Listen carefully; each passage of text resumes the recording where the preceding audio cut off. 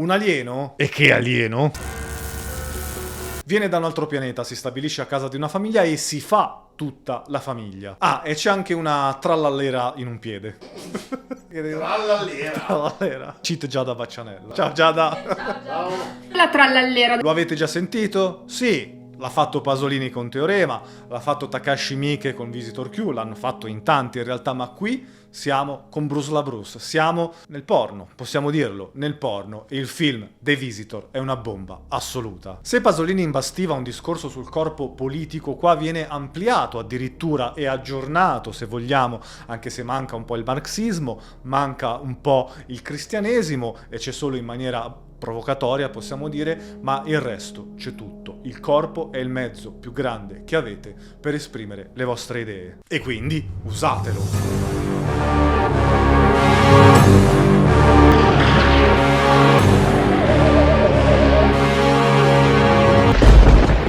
Buongiorno a tutti e bentornati a Cinema degli Eccessi 3. Ma che ospiti della Madonna vi stiamo portando? Siamo a poche puntate dall'inizio e siamo già al secondo ospite incredibile. E con che film? Posizionato da me medesimo al secondo posto della Top 2024, The Visitor di LaBruce è dedicato a Pierpaolo Pasolini e ne riprende il teorema, andando a collocarsi con Visitor Q in una triade meravigliosa e perfetta. La storia, come ben sappiamo, è quella di un ospite, un visitatore che senza dire nulla si stabilisce a casa di una famiglia, cambiandone le dinamiche attraverso la propria sola presenza e, in Pasolini e LaBruce, attraverso il sesso.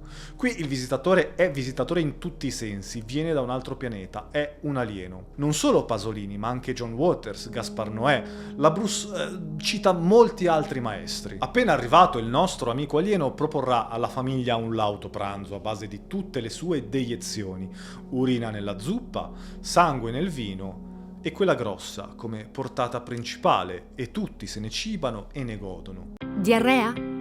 Vomito? Incesto? Questo e molto altro nel libro di Cinema degli Eccessi.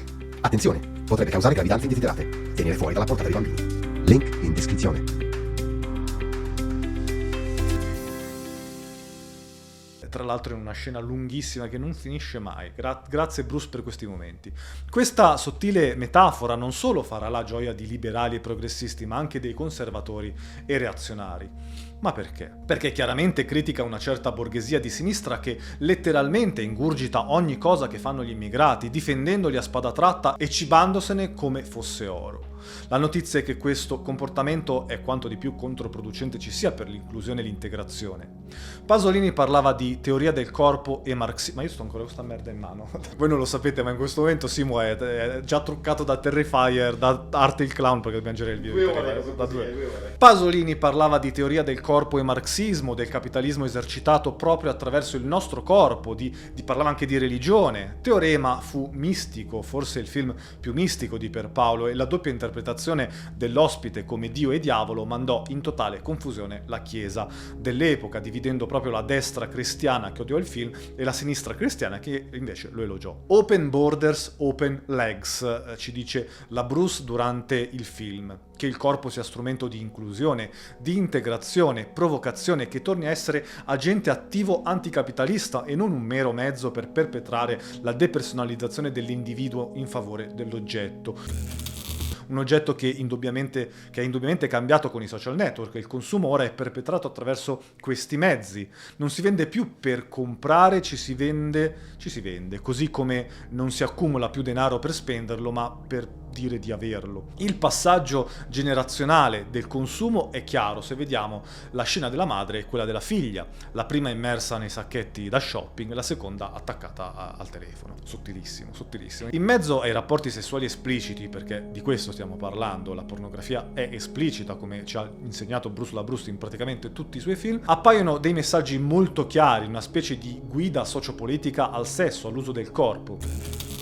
Anche il tema religioso è presente, anche se in una declinazione provocatoria e poco ambivalente o mistica. Il mistico qui è dato dal sesso e dalla politica, ma ho parlato troppo. Lasciamo parlare l'autore del film. Diamo il benvenuto al genio provocatorio LaBruce, tra le menti più brillanti del cinema contemporaneo underground e del cinema degli eccessi.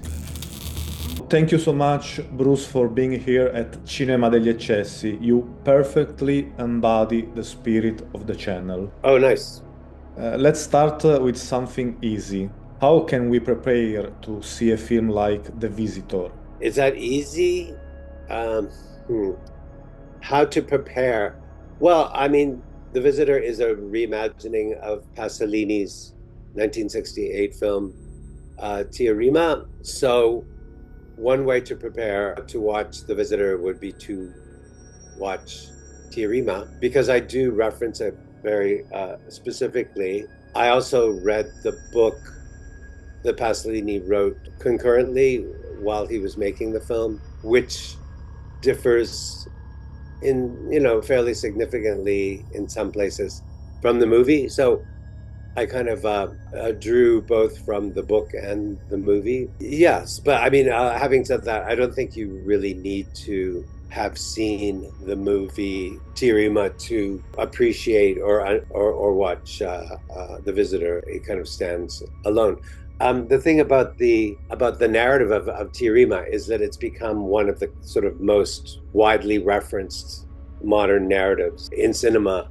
So, along with The Searchers, Scorsese and Paul Schrader were sort of used John Ford's movie The Searchers as kind of a very prototypical about a character who's been kidnapped by kind of outsiders, and the main hero or heroes go to search for this figure of innocence that's been kidnapped and to rescue her from the outsider forces. Teorema is another kind of very widely referenced narrative now, about an outsider who comes, and it's kind of the reverse of The Searchers.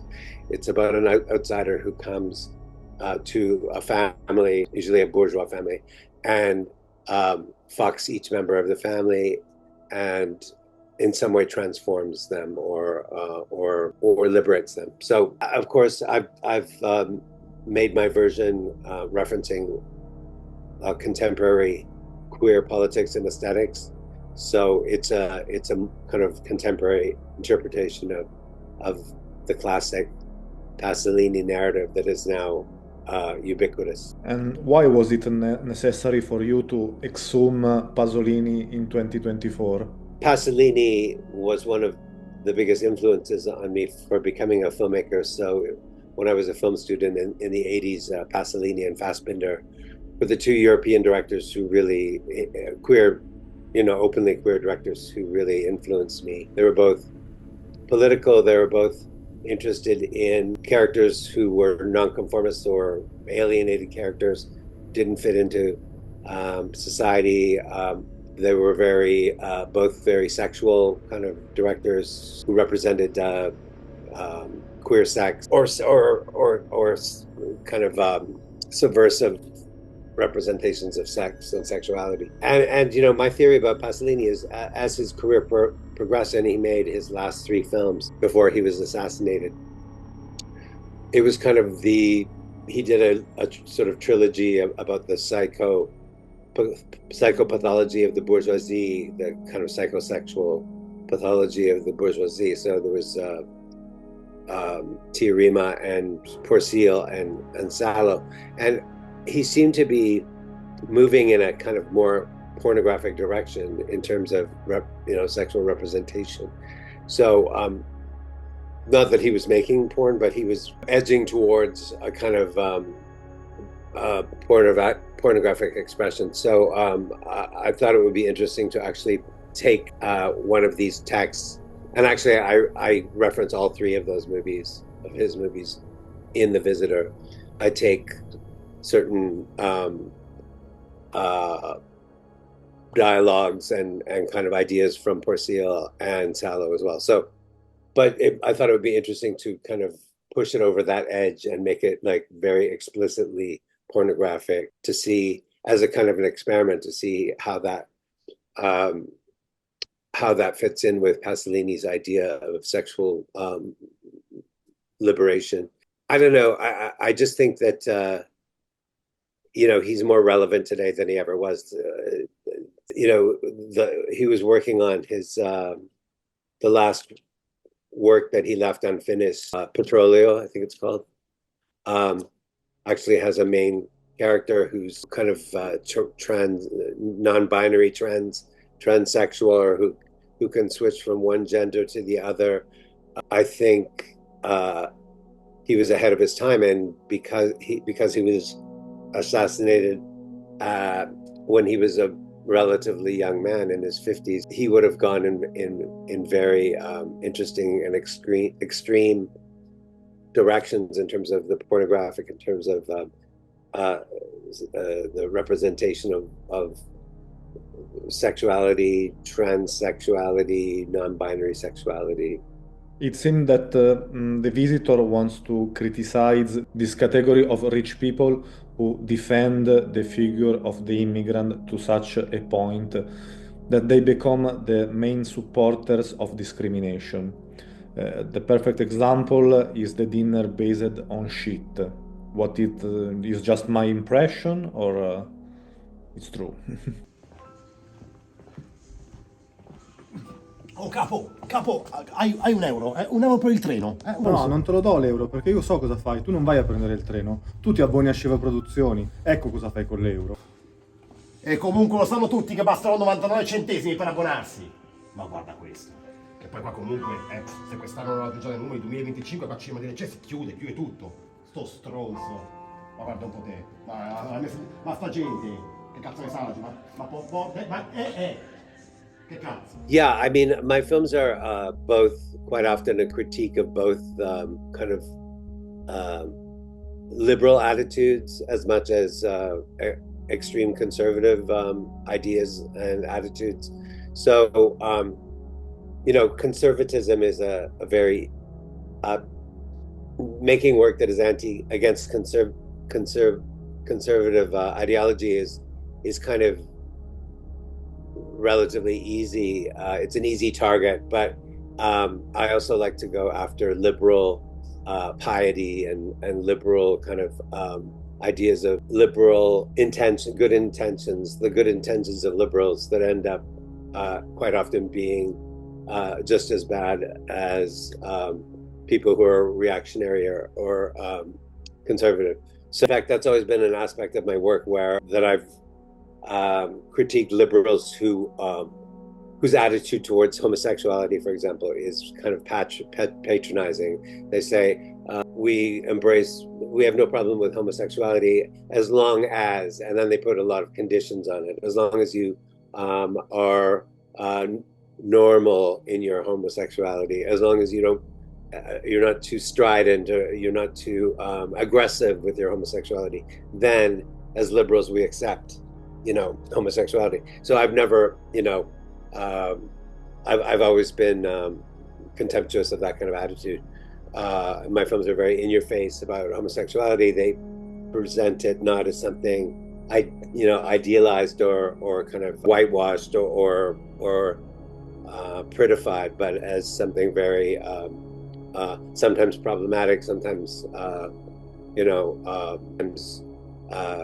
kind of idealistic, sometimes something very criminal, sometimes even destructive. This idea that this bourgeois family kind of is kind of so blind to the idea that this intruder, this person who comes into their life, they don't even kind of believe the evidence of their own eyes that he makes up this story that he's the nephew of the maid, and he's clearly a complete alien from a different culture, from a different world, and they kind of accept everything that he says, and they drink of all his fluids, and kind of like, and they eat his shit, and not only eat it but find it delicious. It's kind of a metaphor for this kind of these liberal pieties where people take someone into their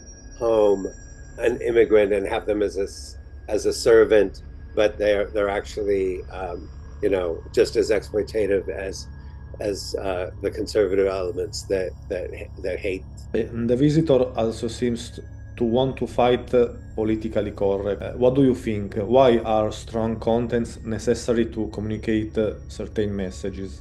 Political correctness has always been a strategy of mine, going back to my punk days, and the whole punk strategy was to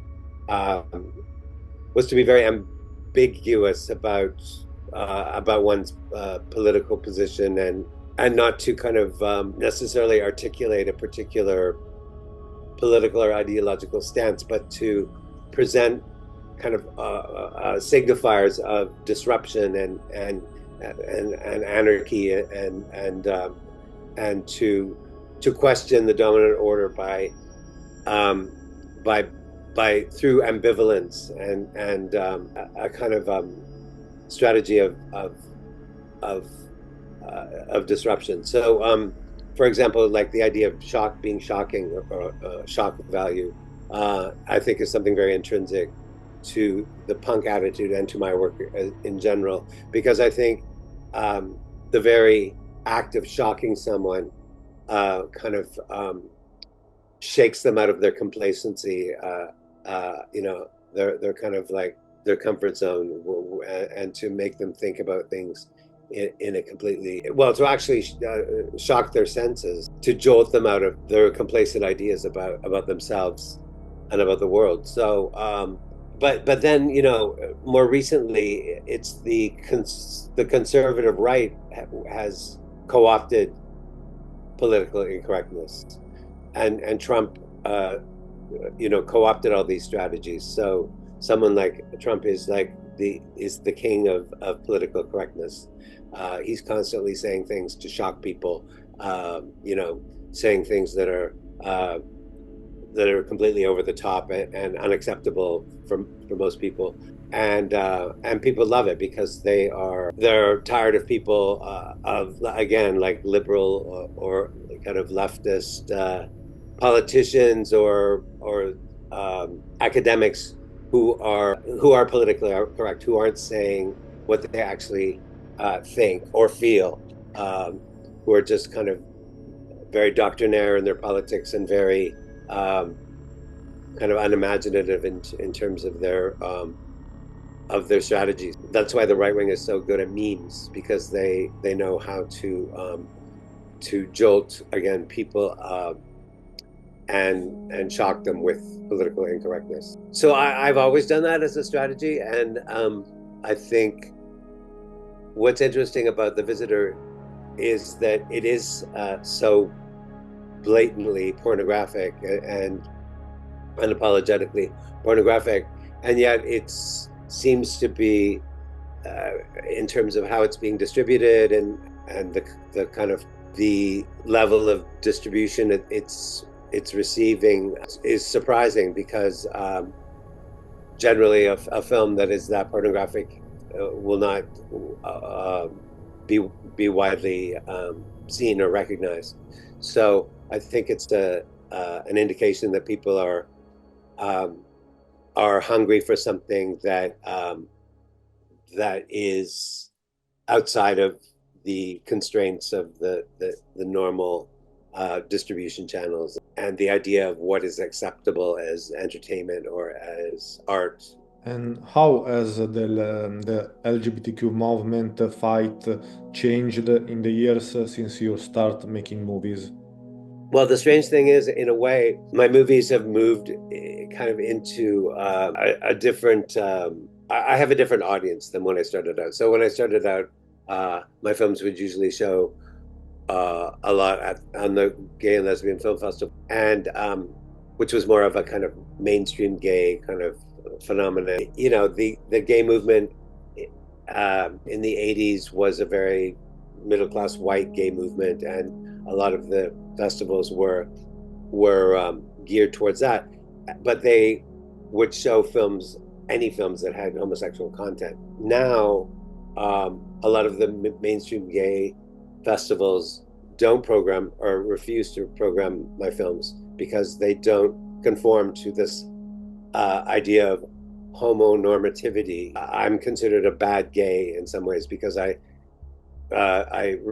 present characters, scenarios movies, even kind of mise en scène that is considered not a proper representation of kind of the assimilationist gay movement that's looking for approval and acceptance from the dominant ideology, the dominant order. So strangely, a lot of my films since the Misandrous have shown more at international film festivals that aren't gay.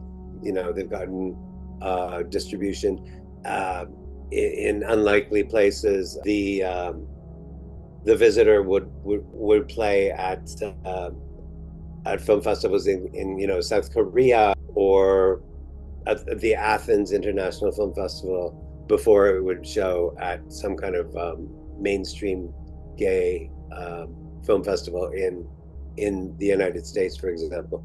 The US and Canada have become extremely, the gay movement has become so politically correct that it only tends to show certain kinds of films that support that kind of assimilationist agenda, that kind of positive representation of homosexuality that I've never indulged in. And what were the reaction at the time of Skin Gang and the Raspberry Reich?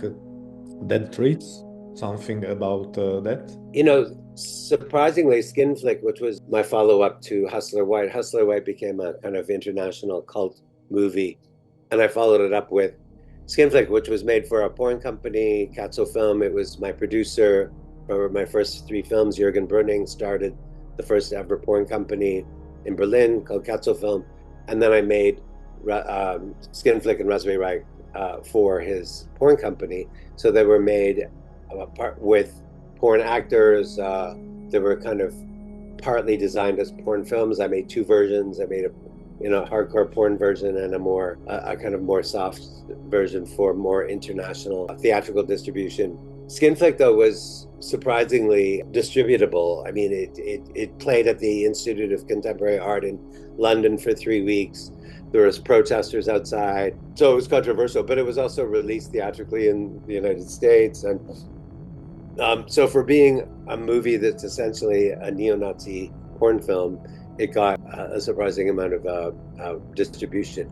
The Raspberry Reich was also sexually explicit and made for a porn company, but it went crazy on the film festival circuit. It played at like 150 film festivals worldwide, and also became a cult film, particularly in Latin America. So in South America, that's when I started getting a wide pretty substantial following in South America, which persists today. I mean, The Visitor, I just showed it in Sao Paulo at the Mix Brazil Film Festival, and it has distribution, theatrical distribution in Brazil.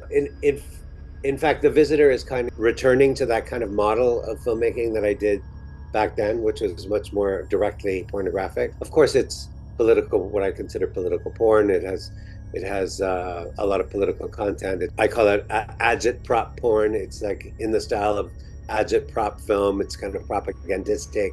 It has slogans, text, political text, but that's sort of one of the aesthetics and genres that I continually return to, is that kind of propagandistic methodology, which is kind of borrowed from the situationists. And here on my channel, we love Otto or Up with Dead People.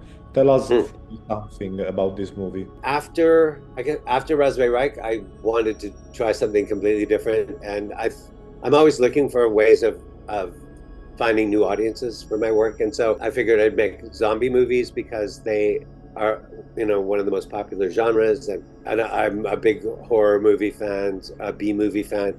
So I made 2 queer zombie films, Otto and LA Zombie. Otto was originally intended to be even more pornographic than it was, but as the process went along of making the film, it got a bigger budget than I expected, a bigger crew. The main actor wasn't really comfortable doing explicit sex scenes. He was very young. He was 18, 19 at the time, who played Otto, Jay Chrisvar. So I was fine with that. I said, well, this doesn't have to be sexually explicit. There are, explicit scenes in it, the gut fucking scene, etc.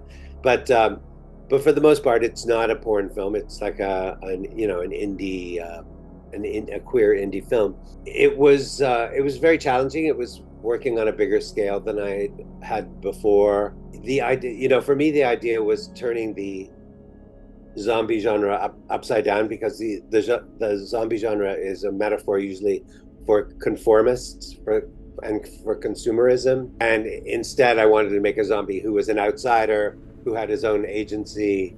I made my zombie as a queer, alienated, schizophrenic boy, homeless boy, is struggling with his identity.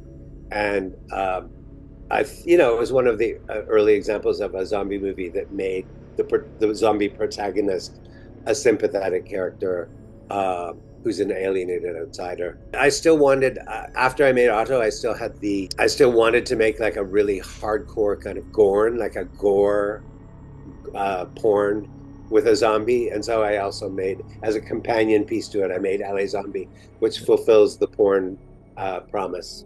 And what do you think about Visitor Q by Takashi Miike? Is another reduction of Pasolini's Teorema. And when it came out, I saw it when it came out, and I was very influenced by it. It's also like, it's so Freudian, as my movie is, with the idea of the mother's milk and the breast, and this idea and the kind of incestuous implications. A lot of my movies have addressed Freud's idea of family romance, the idea that within the nuclear family there's like sexual tensions that are inevitable, and that people, the Oedipal attractions, and that these impulses, these sexual attractions, fetishes, have to be repressed, and people are shamed for them, and they often emerge elsewhere.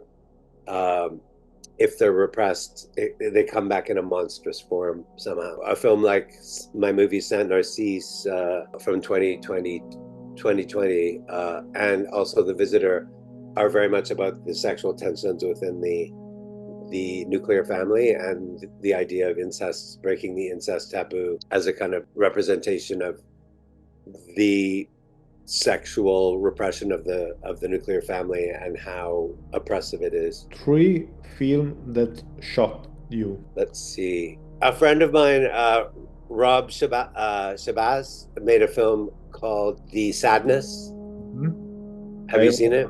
Interview with him. That I've had dinner with him, and he's Canadian, but he lives in Taiwan, and we chat online. That really shocked me in a good way when I saw it, because I thought, okay, here's someone, he was doing what I've always tried to do. He took the zombie genre and he sexualized it. He made like zombies into sex crazed kind of like maniacs, which is a great metaphor, and it's something that no one's really done before. So I thought he did something quite interesting and shocking with that movie. It's not enough to just do, like, you have these movies like Terrifier, or there's a new one called in a violent, what's it called? I just watched it. It's like kind of an intellectual version of Friday the 13th or something, or In a Violent Nature. In a Violent Nature. I mean, I just think it's not enough to shock people by making more and more extreme kills, like ways of killing and eviscerating and people, and like, that's kind of, it's easy to shock people that way, or in fact, it doesn't shock people. People actually get turned on by it, which is the disturbing part. It's about the context, like what the context the movie is, and just like, just watching porn without any narrative for me, without any story, without any characters, is not very interesting. It's just like the sex act itself. It's the same with these movies that just concentrate on the killing, the vicious murder, the evisceration, the disembowelment, all that stuff. It's like, without an actual point of view, or a kind of message, or a kind of, it doesn't need to be a message, but a point of view, or a kind of philosophy, then it's not very interesting to me. So the sadness I thought was a very stimulating and interesting metaphor for the modern world and for what's going on in Taiwan politically. And I have to say, sometimes I'm shocked by terrible or bad something is. So like something like Oppenheimer, or for me, is shocking. It shocks me that a movie so empty and conventional can be considered, one of the best films of the past 10 years or something. That to me, that something like that is very shocking. But that's a different kind of shock. Or or whatever, La La Land, or you could mention. I found Mads was really interesting. Have you seen Mads? Yeah. Yeah. I mean, it wasn't super shocking, but it was. But again, I liked the way. I liked the way the conceit of the single shot for the whole movie, and they really they did it quite artfully, and it created an atmosphere that was very full of dread and kind of this idea of viral madness that seems to be something that's happening in real life. So those things are kind of scary and shocking. Last question. What is the homosexual intifada? Yeah, well, that's a very loaded slogan, and when I post it now, since what's happened recently with Israel and Palestine, I get a lot of blowback and flack for that slogan. I mean, it's from the Raspberry Reich, obviously, and it's a slogan that was used by Gudrun, who is the leader of a gang of would-be terrorists, extreme leftist terrorists. And, in a sense, it was originally intended as a joke, because, or at least an oxymoron, because, I mean, Intifada is an uprising. I mean, it's a word that isn't necessarily connected to Palestine. It has its own autonomous meaning, but this idea of connecting Intifada, which is more generally associated with Palestine, and homosexuality is by its very nature controversial, because people always talk about how homosexuality is taboo in these Muslim cultures and countries, and therefore to put the two words together is an oxymoron.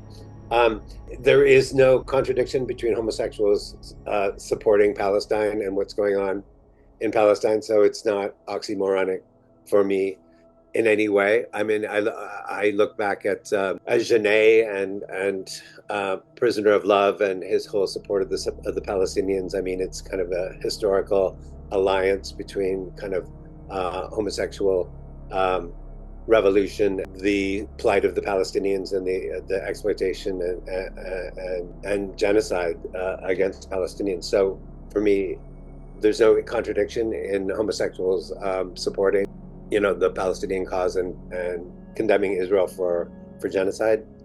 There's absolutely no contradiction there.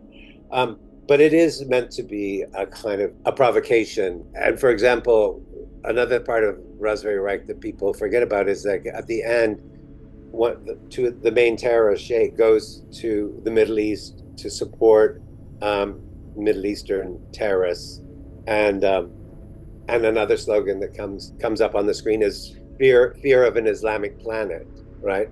So I mean, it's a very loaded situation in Germany in particular, where the film was made, because Germans have such a guilt complex about for obvious reasons, about the Raspberry Reich was made in Germany, and it's about the Bader Meinhof gang, the Red Army faction, who controversially supported Palestine, and which in the 70s was incredibly controversial and considered extremely radical because it came so soon after the Second World War and the Third Reich and the extermination of the Jews. So there was so much, guilt about that the support of Israel in Germany is almost unquestioned. Like it's impossible to question it for a lot of people, and so for me, the idea of these radicals and people like Genet supporting the Palestinians was, just a kind of classic case of supporting the underdog, and reinforcing a theme that runs through all my movies, which is the oppressed becoming the oppressor. So the Jews were oppressed, obviously, in an unimaginable way by Germany, which makes it even more disturbing when Israel perpetrates the same kind of oppression on the Palestinians. So I can't just dismiss saying the idea that join the homosexual intifada as a kind of joke, which it is, but it's also reinforcing this idea that there needs to be an alliance between any kind of oppressed people that find themselves in scenarios where some kind of dominant oppressive country or culture is oppressing a minority, a disenfranchised part of society. The very last question, if you want to say something about Hustler White, because it's one of my favorite movies ever. Well, Hustler White, after I made my first two films in Toronto, No Skin Off My Ass and Super 8.5, I was having so much trouble being a filmmaker in Toronto. I was having the cops called on me, and the labs were calling the cops. All these crazy things were happening in Toronto. So I went to LA for a year and to escape. And I ended up making Hustler White, which was much like Pasolini. And I've always been very interested in hustlers and this kind of lumpen proletariat, this kind of street class of people who are, again, disenfranchised and alienated members of the underclass who are who represent a kind of pure expression of sexuality. I've always been very supportive of sex workers and consider myself a pornographer and a sex worker myself. So to make a film about that subculture was made sense to me. And the street hustling scene in Los Angeles was on its last legs. We were documenting a scene that was quickly disappearing, the male prostitution scene on Santa Monica Boulevard. So the film kind of operated almost as a documentary in a way of this dying street prostitution scene. We actually interviewed a lot of actual hustlers and porn stars and Johns, people who hire hustlers. We recorded a lot of their stories on videotape and then incorporated their true life experiences into the script for the movie. So it has a real kind of authenticity to it. We had people playing them who were actually porn stars and hustlers and Johns playing themselves in the movie. So I think that's why but it's also a very romantic movie, and that was part of my whole vibe and aesthetic from JD's, the fanzine that I did. It was combining unexpected genres and ideas like I said, agitprop political propaganda, classical Hollywood references, pornography, punk, all these, and a kind of a romantic idea about the world. I think it really captured the essence of kind of, in a kind of poetic way, the fixation that a lot of gay men have for hustlers. Wilder meets Pasolini meets Paul Morrissey. And I mean, we even shot part of the, used locations, for example. Also, we referenced Whatever Happened to Baby Jane, and we shot the final scene of the movie on the same location where the ending of Whatever Happened to Baby Jane was shot. And you know, for me as an outsider making a film for the first time in Los Angeles, I was looking at it through the lens of what has gone before, like how Billy Wilder represented Hollywood, how Paul Morrissey represented Hollywood and the Hollywood star system, and Robert Aldrich, who had a very jaundiced view of the Hollywood entertainment industry. But also to shoot a film in LA, it's the most amazing backdrop for a movie. It's so cinematic in itself. And I've gone back and forth between making movies in Los Angeles and Berlin. And I love the contrast between the two, because LA is like this very bright, kind of almost like post-apocalyptic sunset kind of culture it's all about the light and about daylight and the brightness of it, and underneath which is something very dark. And then in Berlin, you have perpetual midnight. It's a very gloomy city. It's always like overcast. It seems like it's permanently crepuscular. It's dark and shadowy and gothic. So I love going back between those two polar opposites. Thank you. Thank you for all your movies, and you are a legend of cinema. And thank you very much for this interview. I'm very happy about it. Cool. Send me a link. Bye, Andrea. Bye bye. Thank you.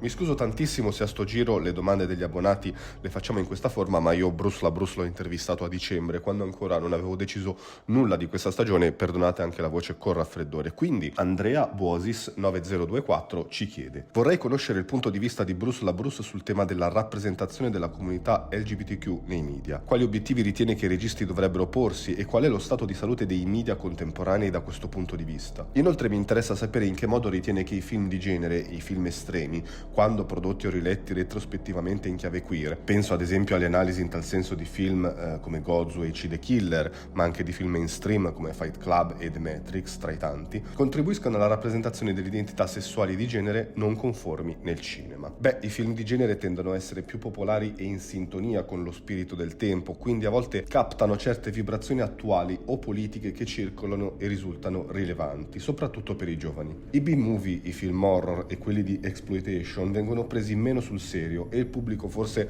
abbassa un po' la guardia, rendendo il film più coinvolgente e seducente. Inoltre, i film di genere sono più inclini a essere trasgressivi sotto la copertura delle convenzioni del genere, riuscendo a inserire personaggi e trame queer e trans senza destare troppo clamore. E questo non è stato scritto da un IA, ma più dalle vibes della coca. Ringraziamo tutti LaBruce nei commenti, anche lui è un patatino, incredibile come tutte queste persone che facevano questi film ricolmi di violenza e di merda siano in realtà gli daresti tuo figlio neonato in braccio e tenerlo per tutta la vita.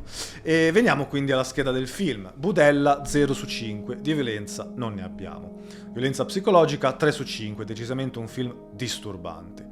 Marciume 4 su 5, il sesso rende sempre tutto sporco. Weird 5 su 5, raramente vedrete un film così strambo. E Trash 2 su 5, ovviamente volontario e calibrato. L'eccessometro per l'instant cult di LaBruce, The Visitor, segna un sonoro 85%, mantenendo la tradizione sconvolgente di Pasolini e di Miche, e anche la qualità. Se ti è piaciuto The Visitor, a parte gli altri film del regista, a parte gli altri due Teorema, chiaramente devi vedere Pink Flamingos di John Waters, Tenemos la carne di Emiliano Rocha Minter e infine Per Virella di John Collins e Alex Chandon. E con questo, cari pagliacci, abbiamo finito anche questa puntata. Ricordatevi che se volete vedere Cinema degli Eccessi 4 ci serve un po' di budget, quindi non vi resta altro che abbonarvi anche solo a 99 centesimi. Dobbiamo raggiungere la cifra di 500, mi raccomando. E con questo vi saluto. Bella regà, che il cinema sia con voi. Nella prossima puntata di Cinema degli Eccessi.